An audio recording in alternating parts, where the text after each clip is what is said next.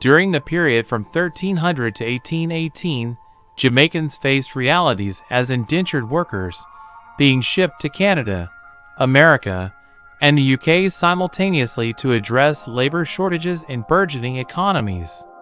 Their resilience in the face of adversity marked a significant chapter in the history of migration and labor.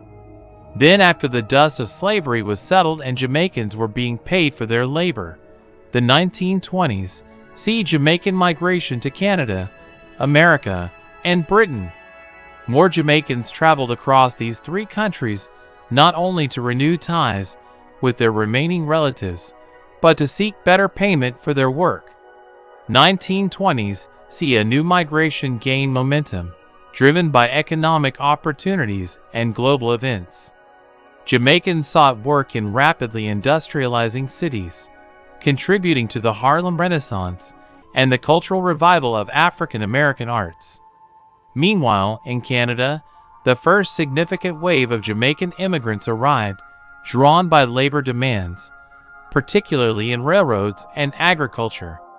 In Britain, the British Empire facilitated migration, leading to a growing Jamaican community that would lay the groundwork for post-war immigration.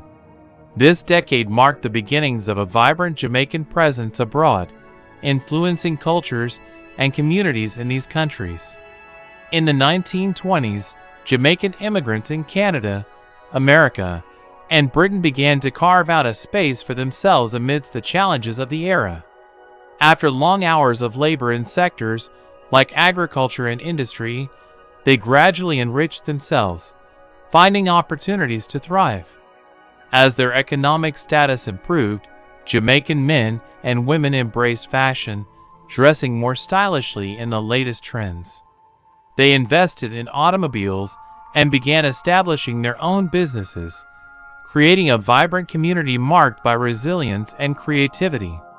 This burgeoning prosperity contributed to a cultural blend, enriching the social fabric of their new homes while celebrating their Jamaican heritage.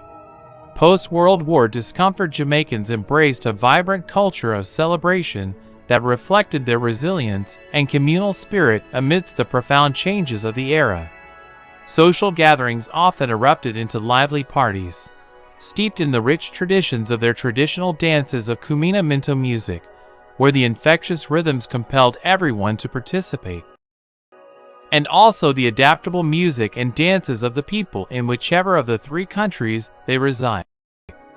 Men and women would don their best attire, transforming humble spaces into festive venues adorned with bright colors and laughter. As the night unfolded, the intoxicating sound of live bands wafted through the air, inviting the community to sing passionately about love, life, and the challenges they faced, turning their dismay into joyful expression. Dancing became a spontaneous release, with couples and friends moving energetically to the beat, showcasing traditional moves, while also incorporating influences from jazz and the Charleston that were sweeping across the globe. The clinking of glasses filled with rum punch and local brews punctuated the melodies, as toasting became a ritual of camaraderie and joy. With each sip, the stories of apprehension faded, replaced by bursts of laughter and the warmth of fellowship. In these moments, Jamaicans not only celebrated their heritage, but also forged a path forward, finding solace in each other's company and the sheer elation of music and dance. The parties of the 1920s became a vibrant tapestry of cultural expression, where every note played and every step danced was a testament to their enduring spirit and an affirmation that happiness could be found even in the simplest of joys.